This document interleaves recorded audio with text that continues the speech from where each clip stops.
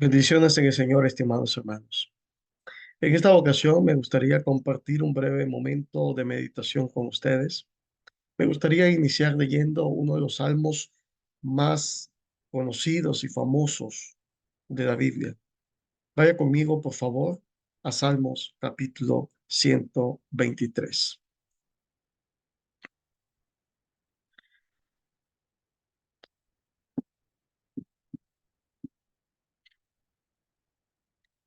Jehová es mi pastor, nada me faltará. En los lugares de dedicados pastos me hará descansar. Junto a aguas de reposo me pastoreará. Confortará mi alma, me guiará por sendas de justicia, por amor de su nombre. Aunque ande en valle de sombras de muerte, no temeré mal alguno, porque tú estarás conmigo. Tu vara y tu callado me infundirán aliento. Adereza mesa delante de mí en presencia de mis angustiadores. Unges mi cabeza con aceite, mi copa está rebosando. Ciertamente el bien y la misericordia se me seguirán todos los días de mi vida, y en la casa de Jehová moraré por largos días. Quien ha escrito este Salmos es David, el rey David. Pero antes de ser rey, este hombre en su juventud, cuando era todavía un adolescente, había sido un pastor de ovejas. Cuando se presenta delante de Saúl la primera vez, es para poder batallar contra el filisteo Goliat, contra el gigante. Él se ofrece como un voluntario ante el desafío de aquel gigante. Las credenciales que David presenta son las de haber sido pastor. Él dice, yo he sido pastor, cuido las ovejas de mi padre, y cuando el león, el oso vienen y tratan de arrebatarme una oveja, yo voy, los sigo y los he matado. He matado leones, he matado osos por proteger a las ovejas de mi padre. David está familiarizado con el oficio de pastor. Y creo que David, más que estar familiarizado con el oficio de pastor, creo que ha tenido una experiencia muy cercana con Dios y ya conoce también el carácter de Dios. Y David lo compara con lo más cercano, con lo más vivido de él, lo que más ha experimentado en su vida y que y mostraba el carácter de David en él, o su propio carácter, perdón, es el haber sido pastor.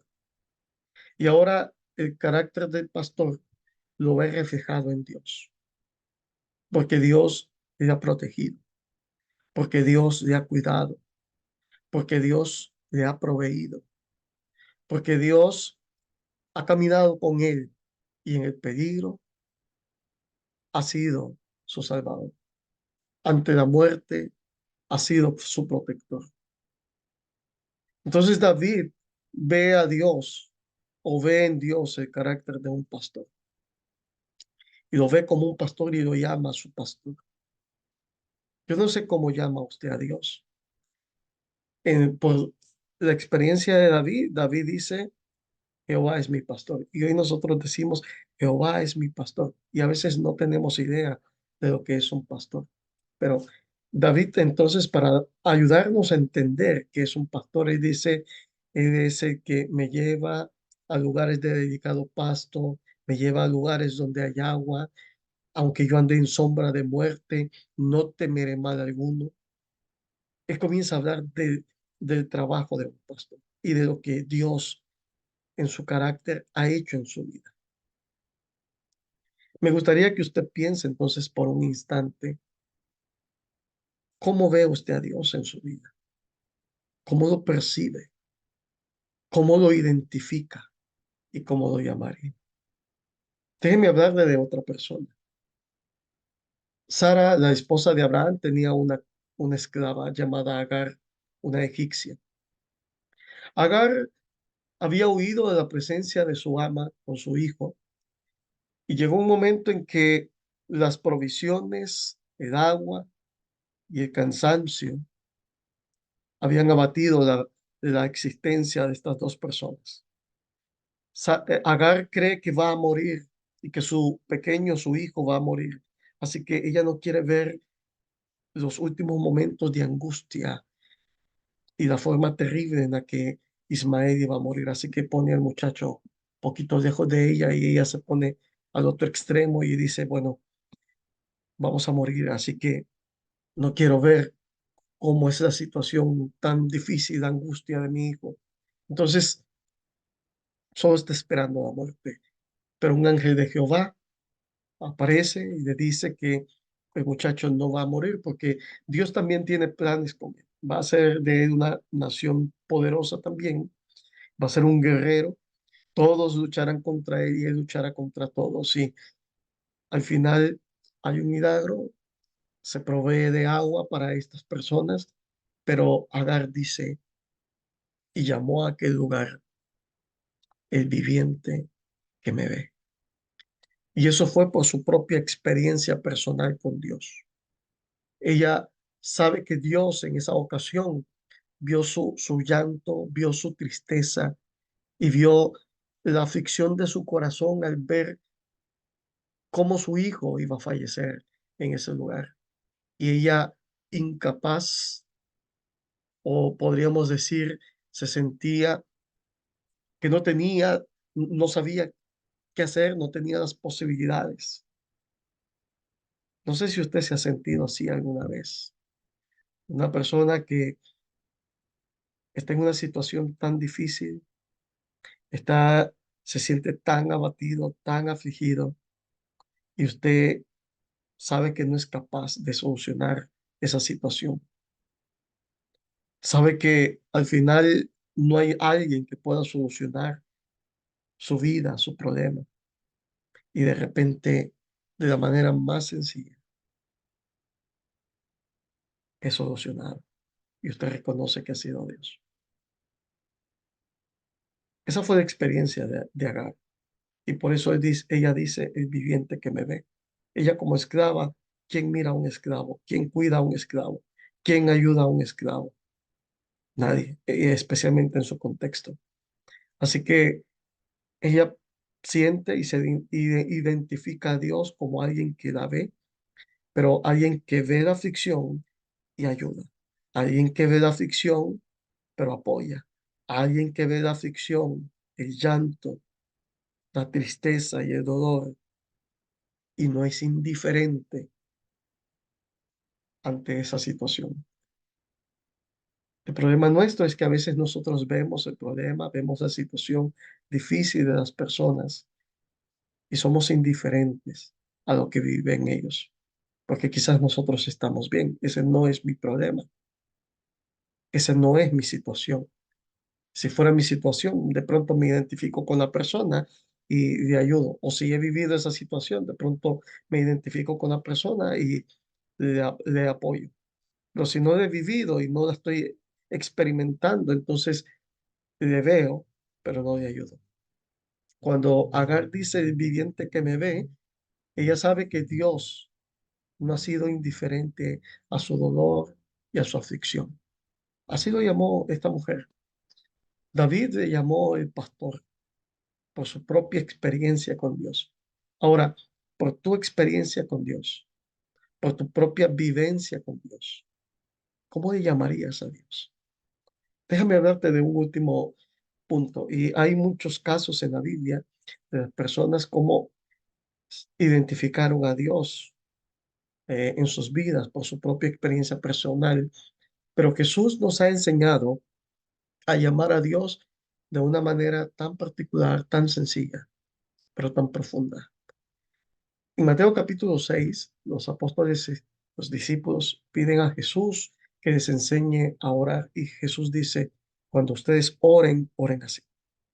Padre nuestro que estás en el cielo, santificado sea tu nombre. Jesús dice, Padre nuestro. Esa palabra es tan sencilla, pero es tan profunda, porque si bien es cierto, el Padre es el que provee, es el que protege, es el que cuida, es el que guía, pero también el padre comparte genética contigo, o tu padre comparte genética contigo. Tu padre no solamente es el que provee, sino padre también es el que ama y por amor cuida y da cariño y tiene sentimientos muy ligados al hijo por la naturaleza misma, porque proviene de él. Entonces Jesús identifica a Dios como el Padre nuestro. Entonces estamos ligados a Él por una relación, no por un nombre, sino por una relación. Entonces Él se comporta como Padre, como tal, en su naturaleza y en su carácter. Todavía estamos hablando del carácter de Dios. Se revela y se manifiesta como Padre, con ese carácter de Padre. Entonces nos cuida, nos provee, nos ayuda, nos guía, nos corrige, nos disciplina también, porque somos hijos, Él es Padre. Pero nosotros como hijos, si identificamos a Dios como Padre, entonces como hijos debemos obedecer. También debemos amar como los hijos aman al Padre. Pero también entre Él y nosotros necesitamos tener una relación íntima. Somos amigos, íntima, que conoce nuestros secretos, que nos aconseja en nuestras decisiones. Pero pedimos ayuda también para tomar decisiones. No somos independientes, respetamos, tomamos en cuenta su opinión. Entonces Jesús, con esta palabra tan sencilla, demuestra el carácter de Dios de una manera muy amplia y muy profunda, al punto que ahora nosotros a Dios podemos acercarnos y amar de una manera muy íntima, Padre. Así que esta tal vez pueda ser la manera en la que usted y yo identifiquemos a Dios en la actualidad. Pero eso tampoco quita de que de alguna forma usted pueda identificar a Dios de acuerdo al carácter y la manera en la que Él se ha revelado en su vida. Así que le invito a que usted se comporte como hijo, porque es un hijo de Dios. Pero también le invito a que usted se acerque más a Dios y pueda percibirlo, identificarlo, como lo hicieron estas personas en la Biblia. David llamándolo padre o pastor, perdón. Agar llamándole el viviente que me ve. Otros le llamaron la roca, mi escudo, mi castillo. ¿Cómo le llamarías tú por tu experiencia personal como Dios, con Dios? Piensa en eso, medítalo y acércate a Dios. El Señor te bendiga.